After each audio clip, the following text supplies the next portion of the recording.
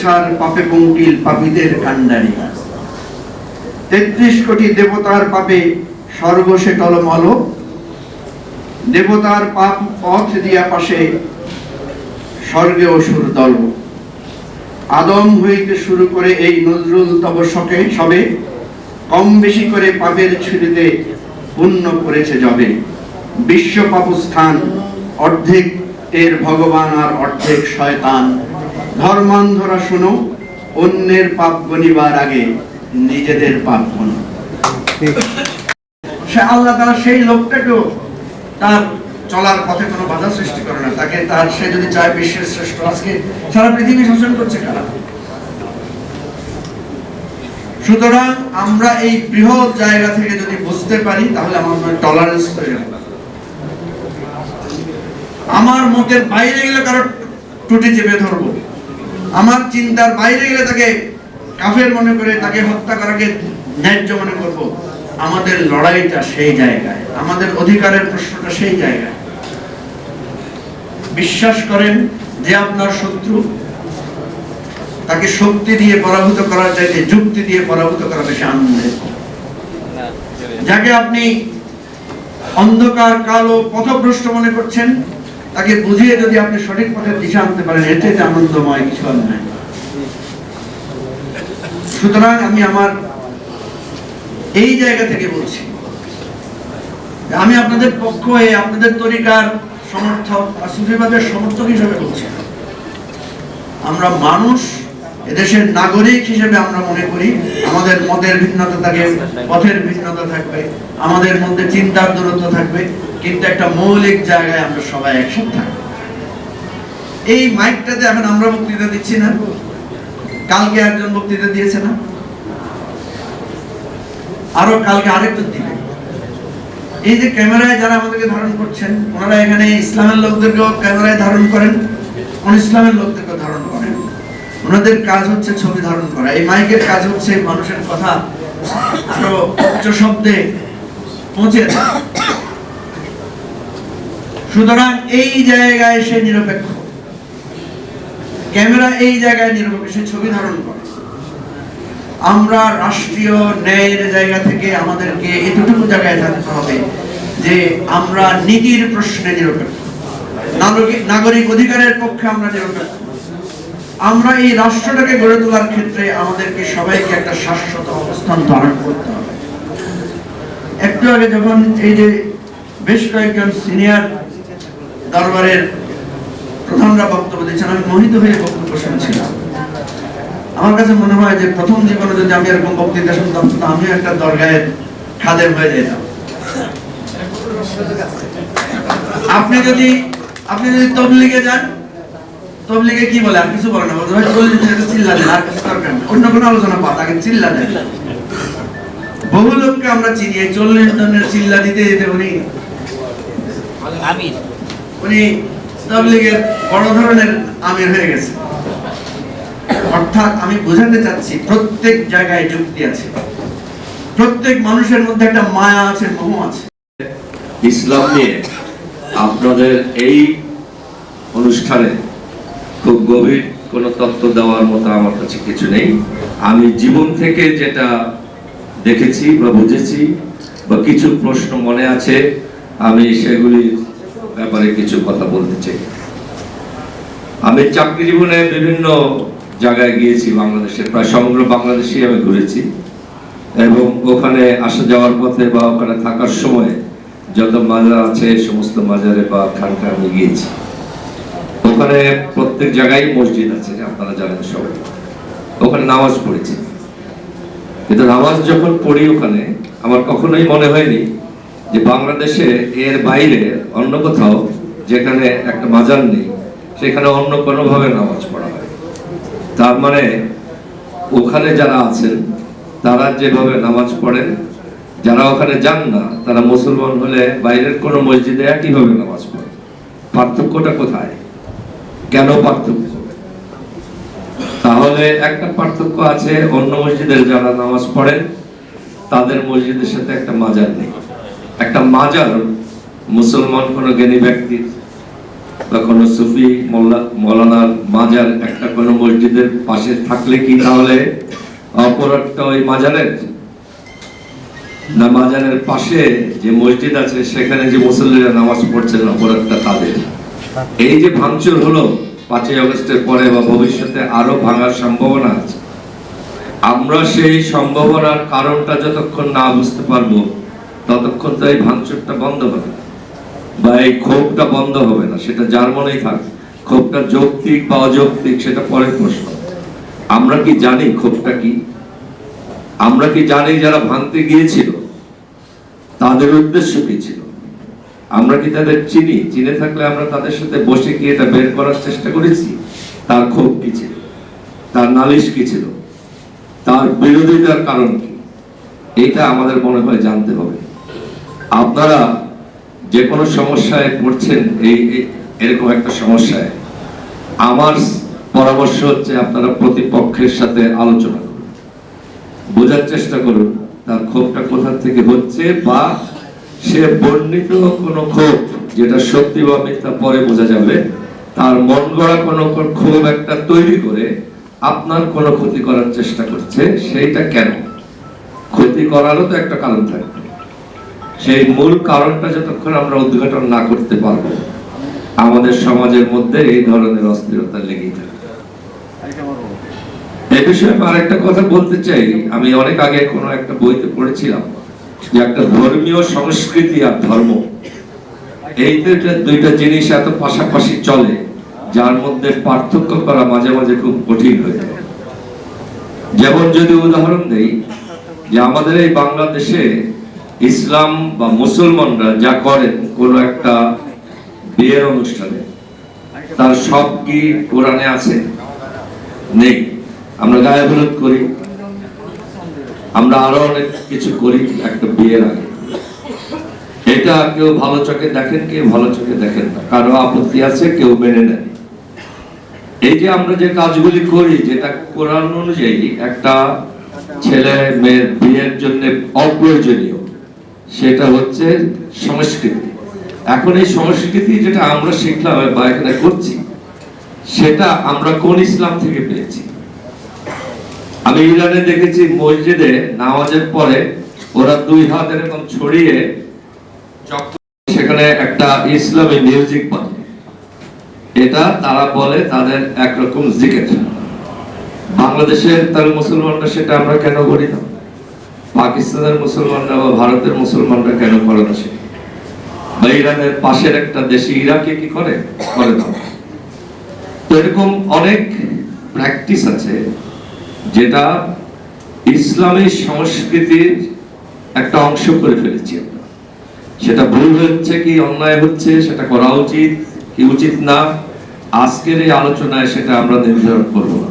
কিন্তু আমি সবাইকে আপনাদের দৃষ্টি রাখতে বলবো যে আমরা যখন ইসলামের সমালোচনা করি বা কে ভালো মুসলিম কে ভালো মুসলিম না সেটা নিয়ে এইরকম কিছু বিষয় যেটা ইসলামী সংস্কৃতির বিষয় নিয়ে আসি, তখন আমাদেরকে ওই জিনিসটা মাথায় রাখতে হবে যে এই সংস্কৃতিটা কিভাবে এখানে আসলো, আপত্তিটা কোথায়, এবং সেটা দুজনের মতবাদের মধ্যে বিরোধটা নিষ্পত্তি করা যায় কিনা।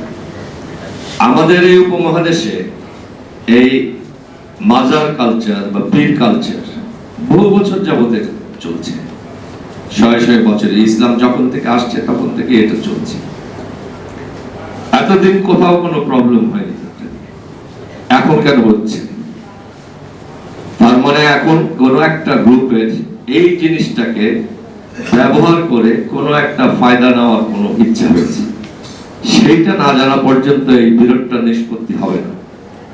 আপনারা যেহেতু আমাদের এখানে ডেকেছেন, আমাদের সহযোগিতা চেয়েছেন, আমি আপনাদের যে হয়রানি হয়েছে এবং আপনাদের যে অধিকার ক্ষুণ্ণ হয়েছে সেটার প্রতি সমবেদনা জানাচ্ছি, আপনাদের প্রতি সংহতি প্রকাশ করছি। কিন্তু একই সাথে আমি বলতে চাই যে আমি এই জিনিসটাকে একটা ধর্মীয় দিক থেকে না দেখে আমি বরং দেখতে চাই একটা আইন শৃঙ্খলা পরিস্থিতি হিসেবে। একদল লোক একটা তথাকথিত মতবাদের আরেক দল লোকের উপরে হামলা করছে, তার সম্পত্তি নষ্ট করছে, তার ঘরবাড়ি লুটপাট করছে। এটা আইন শৃঙ্খলা পরিস্থিতি হিসাবে হলেও বাংলাদেশের বর্তমান সরকারকে এই জিনিসটাকে অ্যাড্রেস করতে হবে, একটা তদন্ত করতে হবে কারা দায়ী এই অনধিকার প্রবেশে এবং সম্পত্তি ধ্বংসে বা লুটপাটে। তাদেরকে চিহ্নিত করে তাদেরকে ওই আইনে সাজা দিতে হবে। সে মুসলমান, সে তরিকাপন্থী না তরিকাপন্থী না, সেটা দেখার বিষয় নয়। সরকারের দৃষ্টিভঙ্গি হওয়া উচিত আইন শৃঙ্খলা দৃষ্টিভঙ্গি। আর আপনাদের যারা এই দুইটা পক্ষ আছেন, আরো অনেক মতবাদ আছে, তারা আমার অনুরোধ আপনারা বসুন, আপনাদের উচ্চ পর্যায়ে বসুন, বসে মূল কারণটা খুঁজে বের করার চেষ্টা করেন। অনেক রকম নালিশ আছে মাজার কালচার নিয়ে, আপনারাও এটা শুনেছেন, সেগুলি এখানে আর আমি তুলব না। হাইকোর্টের মাজারে আপনারা ঢোকার পথে অনেক কিছু দেখতে পাবেন, আপনারা একইভাবে সিলেটে গেলেও দেখতে পাবেন, আমি দেখেছি। আপনারা চিটাগং গেলে দেখতে পাবেন। ওই যে যে কাজগুলি, যেটা সামাজিক কাজ না, কিন্তু এই মাজারের আশেপাশে এগুলি চলতে থাকে, সেগুলি থেকে নিজেদেরকে নিরাপদ রাখার ব্যবস্থা আপনাদেরকেই করতে হবে।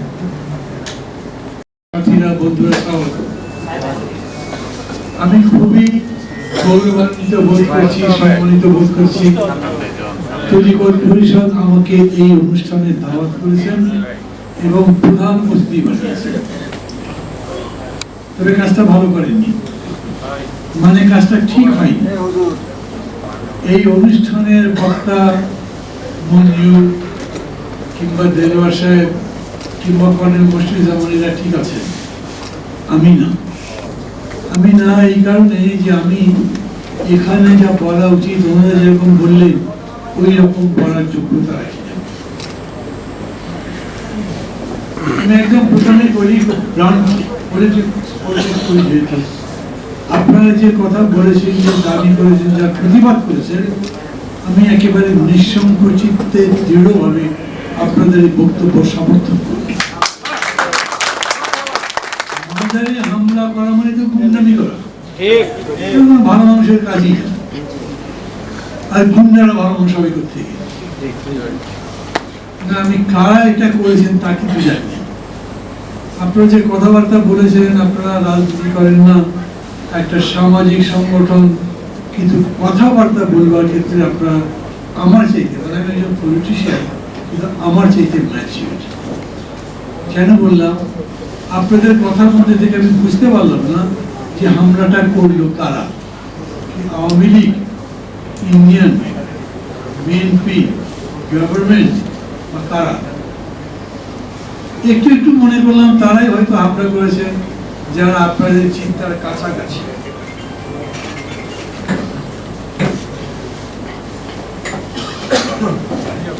এমনিতে আমাদের দেশ খুব বিভাজিত, কারণে অকারণে ঝগড়া লেগে থাকে।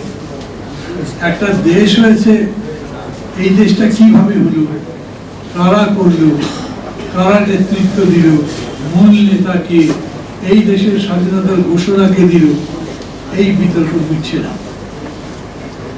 এইখানে ক্ষমতাসীনরা যেরকম মিথ্যা কথা বলেন, ক্ষমতার বাইরে যারা আছেন তারাও সেরকম মিথ্যা কথা বলেন।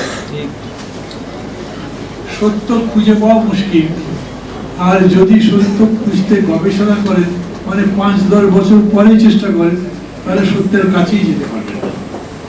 কারণ পক্ষ বিপক্ষের শক্তি দুই দিক থেকে ওই সত্যের চতুর্দিকে এমন ভাবে আবরণ তুলে দিয়েছে যেটা ভেদ করে সামনে যেতে পারবেন না। আমি তাত্ত্বিকভাবে এটাও জানি না মাজার নিয়ে যে বিতর্ক, সেই বিতর্কের কোনটা সত্যি, কিংবা আরো যদি স্পষ্ট করে বলি মাজার নিয়ে বিতর্কটা কি। ফাতিহা পড়েছি, দোয়া করেছি, মোনাজাত করেছি। মজা কি জানেন? আমার সাথে প্রয়াত কমরেড তোহা ছিলেন, নাম শুনেছেন? কমরেড তোহা খুবই ব্রিলিয়ান্ট একজন মানুষ, কিন্তু কমিউনিস্ট। ওইখানে গেলে পরে যেরকম ওই চাদরের নিচে মাথা ঢুকিয়ে দিতে হয়, উনি মাথা ঢুকিয়ে, ওখানকার খাদেম যারা আছেন তারা বলছে কেন আপনি মাথা দেবেন না, কেন? উনি জবাব দিচ্ছেন না, বয়স্ক মানুষ। ওরা খেপে গিয়ে একসময় বলছে, "আপ क्या है? क्या कोई मिनिस्टर है, कोई एमपी है, ये क्या है, कितना पावरफुल है?" তখন कम्युनिस्ट मोहम्मद तोहा बोलें, "हम मुसलमान हैं, कि मुसलमान किसी के सामने सर नहीं झुकाता।" কাজী দিলেন এত খুশি হয়ে, মানে এই কথাই মনে করলেন যে কমরেড মুসলমান হয়ে গেছে, কমিউনিজম ছেড়ে দিয়েছে।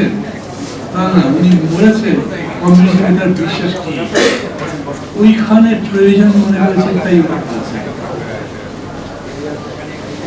আমাদের এত বড় একটা লড়াই হয়ে গেল স্বাধীনতা যুদ্ধের বাদ দিয়ে, এখন যেটা হলো জুলাই আগস্ট, একটা তাজ্জব ঘটনা, আমি এরকম দেখিনি।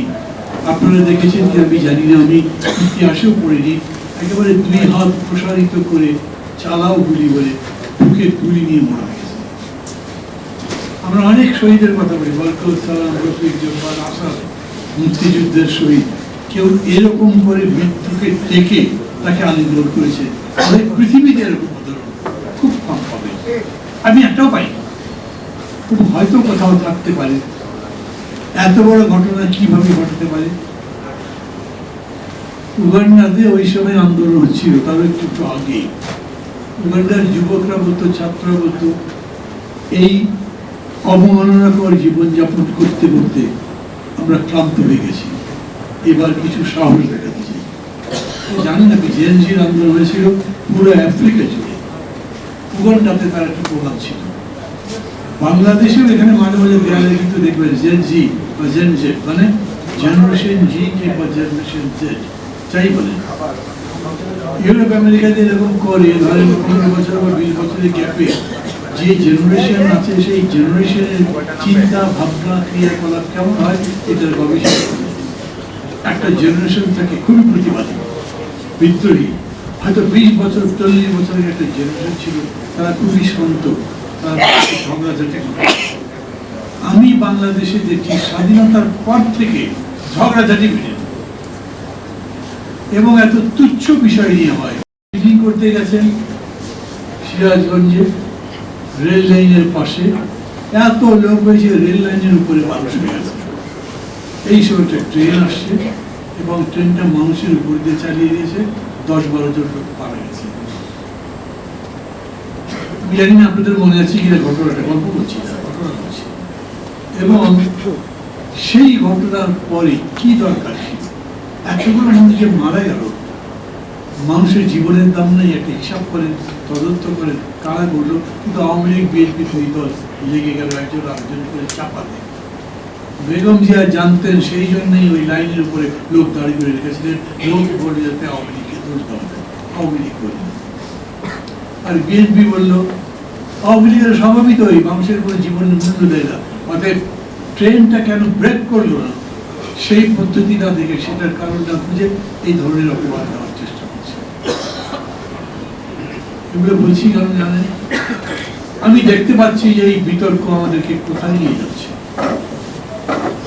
আমাদের দেশে এখন গণতন্ত্র শুরু করছি আমরা, মানে গণতন্ত্র আগেও কম বেশি চর্চিত হয়েছে, কিন্তু বলে কিছু গণতন্ত্র বলা যায় না।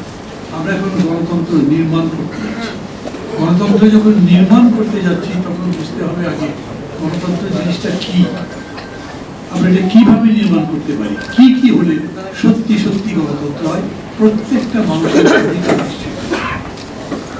এমনি যে কথায় কথায় বলে ডেমোক্রেসি মানে রুল অফ মেজরিটি, সংখ্যাগরিষ্ঠের শাসন, এবং ওই জন্য বলে না উইনার টেকস অল, যে জিতে ওই সিকারদার, জিততে পারে যা ইচ্ছা তাই করতে পারে। শেখ হাসিনা করলেন না, এবং জেতার জন্য শেষ পর্যন্ত কি করলেন সেটাও দেখলেন, মানে তাতে আর জেতা জেতা থাকলো না। শুধু গণতন্ত্রে এই রুল অফ মেজরিটির নামে ফ্যাসিবাদ, আর 2/3 মেজরিটিতে যদি যেতে তাহলে তো যা ইচ্ছা তাই আইনগতভাবেই হতো।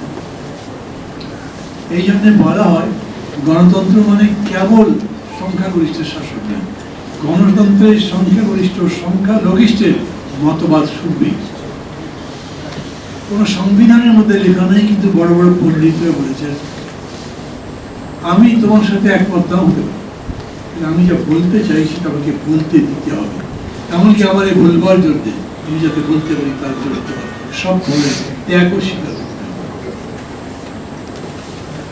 এখন আপনাদের সাথে এই আচরণগুলো কারা করছেন? খানকা কি সমস্যা করলো আমি তো বুঝি না।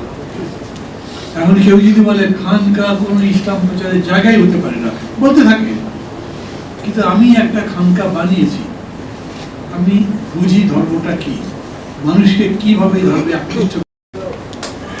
পীর বিশ্বাস করেন না, পীরবাদ আছে তো এরকম। আমি কিছু কিছু সুফিবাদের উপর পড়েছি, আমার এরকম মনে হচ্ছে সুফিবাদে জ্ঞানের চর্চা হইতে জন্য জ্ঞান চর্চার পথ হিসেবে আমি বইটাই পড়েছি, একটু বুঝেছিলাম। কিন্তু আপনি জ্ঞান চর্চার দরজাটাই বন্ধ করে দেবেন, তাহলে ধর্ম তো সত্যি সত্যি প্রতিষ্ঠিত হতে পারবে না। আমি যে গণতন্ত্রের কথা বলছি, সারা দেশ যে গণতন্ত্রের জন্য লড়াই করছে, আপনি যদি সংখ্যা লঘিষ্ঠের কোনো দামি না দেন, তারপরে নিষ্পেষণ চালানো, সেটা তো ফ্যাসিবাদ হলো, গণতন্ত্র হলো না। গণতন্ত্র মানে প্রত্যেক মানুষের মৌলিক অধিকার স্বীকৃত হতে হবে, এবং সেইভাবে যদি দেখেন তাহলে আমি মনে করি এই যে মাজারের উপর ইত্যাদি করে হামলা করা হয়েছে, এগুলো নিশ্চিতভাবেই অন্যায় কাজ হয়েছে এবং তার বিরুদ্ধে সরকারের একটা মুশকিল ব্যক্তিগতভাবে আমার হয়েছে, আমার মতো আরো অনেকেরই হয়তো হয়েছে। আপনারা এবং সাধারণভাবে অন্যান্য মানুষও মনে করেন এখন যে সরকার এসছে এটা তো আমাদেরই সরকার। আমাদের অনেক বড় বড় নেতা, বড় বড় দল মাঝে মাঝে বলে এই সরকার তো আমরাই বানিয়েছি। আমি ভাই আপনাদের কাছে খুব স্পষ্ট বলি, এই সরকার বানানোতে আমার কোনো ভূমিকা ছিল না। আমাকে কেউ জিজ্ঞেসও করে, যখন দুপুরবেলা প্রধান সেনাপতি আমাদের সবাইকে ডেকেছিলেন, এই ডাক কেউ সরাসরি আমাকে বলেনি। যার উপর ডাক করার দায়িত্ব ছিল তার কাছে আমার নাম্বার ছিল না, ফোন নাম্বার। আমার স্ত্রীর ফোন নাম্বার ছিল, তার কাছে ফোন করেছেন। আমার স্ত্রী তখন ক্যানাডা। তো আমাকে পরে এসে ভদ্রলোক বলেছেন, আমি নাম বলছি না, ভান্ডা ভাই এরকম দিনে আপনি ক্যানাডা ছিলেন? কোথা থেকে শুনে আমি ক্যানাডা ছিলাম? বললাম আপনার স্ত্রী বলেছে। বলছে স্ত্রীর কাছে ফোন করেছেন, আমার স্ত্রী বলেছেন উনি এখন ক্যানাডা আছেন, উনি আমার সাথে যোগাযোগ করতে পারবেন না। উনি মনে করেছেন, আমার স্ত্রী বলেছে আমার কথা যে আমি ক্যানাডা আছি। আমি তাকে বললাম যে ভাই গতকাল আপনি ফোন করেছিলেন, আজকে আমি এখানে, আপনি এটাও কি বুঝতে পারছেন না যে 24 ঘন্টার মধ্যে ক্যানাডা থেকে ঢাকা এসে বঙ্গভবনে রাত্রিবেলা মিটিং থাকা যায় না? তা তো ঠিকই, আপনি একটা ভুল কিছু করেছেন। যাই হোক, আমি ওখানে ফোনটা ঠিক মতো পাইনি, যেতে পারিনি। ওইখানে কি হয়েছে আমি জানি না। সন্ধ্যার পরে যখন বঙ্গভবনে গেছি, সেখানে রাষ্ট্র গঠন নিয়ে, সরকার গঠন নিয়ে কথাবার্তা হয়নি। আমাকে একজন সিনিয়র নেতা বলেছেন ওই কি করা যায় বলেন তো, এখন আমরা বসে ঠিক করতে পারি, সরকার ওরাই বাড়ান কি বলে। আমার এটা পছন্দ হয়নি। ওরা মানে কি, আর্মি এবং যারা করেছে তারা। আমি মনে করেছি আমাদের কথা থাকতে এখনই কেমনে বলবো, 3 দিন পরে বলেন, বলিনি, মনে মনে ভেবেছি। কিন্তু উনি যেহেতু বললেন আমার সিনিয়র, আমি চুপচাপ ছিলাম। একটা সরকার ঘোষিত হয়েছে। কি বললেন, হালিম ভাই মানে বললেন যে আমাকে বললেন এই বিষয়গুলো নিয়ে প্রধান উপদেষ্টার সাথে বা সরকারের সাথে কথা বলতে। আমি আবার বলছি, এই সরকারের বিরুদ্ধে নই আমি। উপায় কি আছে বলেন তো? আওয়ামী লীগ পালিয়ে গেছে, আর কোন দলকে তো বসানো যাবে সাথে, এমনি কি বসানো যাবে? তাদের এমন কাউকে বসাতে হবে যে দলই করে না, তাহলে এক দলকে বসালে আরেক দল বলবে আমিও বসবো। চেয়ার দেখেন কে কাউকে ধাক্কা দিয়ে বসতে থাকে, পুরো ঠিক ঠিকানা থাকবে না। অতএব একটা একেবারেই দল নিরপেক্ষ জায়গা খুঁজেছি আমরা। আমরা যে কেয়ারটেকার গভর্নমেন্টের কথা বলেছিলাম, আমরা বলেছিলাম সেটা তো তাই ছিল। এখন এটাকে আমরা কেয়ারটেকার বলছি না। কেন? এই বিতর্ক আমাদের মধ্যে হয়েছিল যে এই 15 বছর এইসব ঘটনার পরে যে সরকার আসবে, উনি একটা কেয়ারটেকার গভর্নমেন্ট, জাস্ট ইলেকশন দিলেও ইলেকশন কোনো মানই হবে না, কারণ ওটার মধ্যে ওরা চুরিদারি সব কিছু করার আমাদেরকে খুল নুচে বদলাতে হবে, দেশ বদলাতে হবে, সরকার খুলচুরি বদলাতে হবে। মানে পার্লামেন্টারি ডেমোক্রেসি বা প্রেসিডেন্সিয়াল সিস্টেম বলছি না, সরকার যদি গুণগতভাবে ভালো হয়, একটা ভালো নির্বাচন হয়, সবাই যাতে ভোট দিতে পারে, সবাই যাতে গ্রহণ করে, এবং সেই ভোটের ফলাফলের উপরে আমরা গণতন্ত্র নির্মাণ করতে পারি। সেই জন্য বলা হয়েছে অন্তর্বর্তী সরকার। কতদিন লাগবে এই সংস্কার করতে? যতদিন লাগে লাগুক। কর্মসূচিদের বলছি না যে 20 বছর ধরে ক্ষমতায় থাকে। আপনি কি কি করলে একটা ভালো নির্বাচন হয় সেটা ঠিক করেন, ইত্যাদি ইত্যাদি। আমি আলোচনার মধ্যে যাচ্ছি না। মূল কথাটা হচ্ছে যে আমি ওই সরকার গঠনে ছিলাম না, এখন আমি সরকারের সাথে নাই, এবং এটা বাস্তব। ক্ষমতায় চলে গেলে লোকজন একটু বেশি ব্যস্ত হয়ে যায়। ধরেন আজকে যিনি মন্ত্রী আছেন, কাল যখন মন্ত্রী নাই, আমি এরকম দেখেছি প্রধানমন্ত্রী ছিলেন এক ব্যক্তি, কোন ফর্মে প্রধানমন্ত্রী, কখন প্রধানমন্ত্রী সেটা বলবো না, কিন্তু প্রধানমন্ত্রী থাকার কালে তার আত্মীয়রা গিয়ে থেকে দেখা করে সালাদ দিলে উনি সালামের জবাবও দিতে পারতেন না। সেই লোক যখন প্রধানমন্ত্রী নাই তখন সন্ধ্যা করে ক্লাবে গিয়ে তাস খেলতেন। কেউ জিজ্ঞেস করছে, ভাই আপনি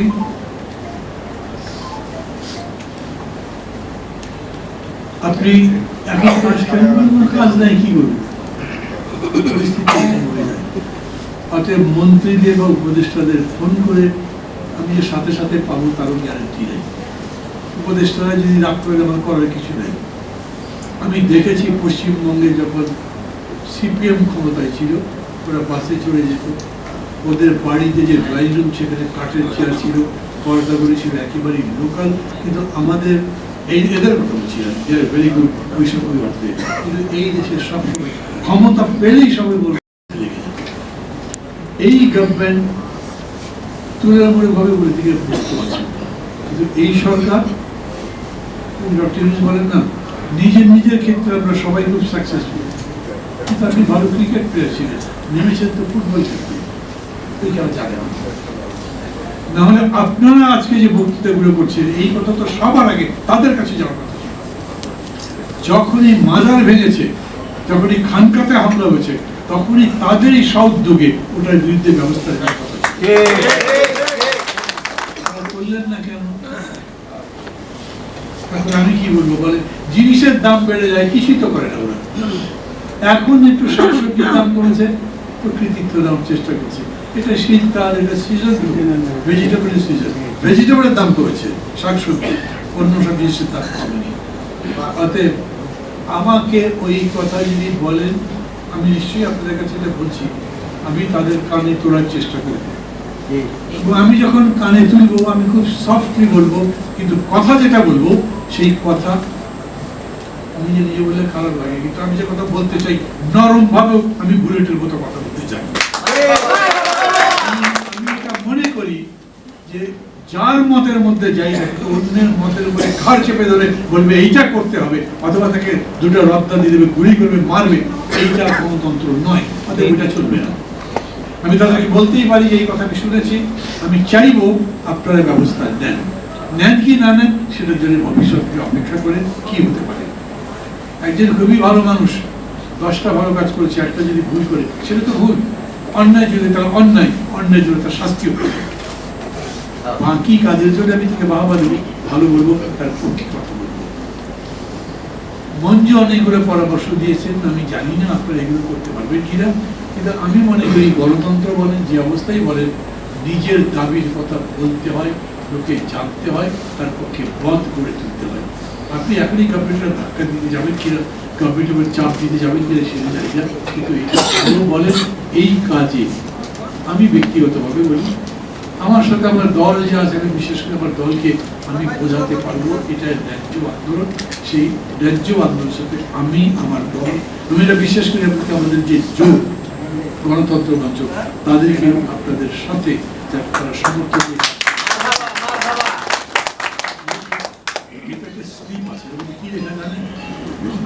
ফলের সময় 2টাই শেষ। আমাকে আগে বললেই হতো, অতএব আমার বক্তৃতাও শেষ। অনেক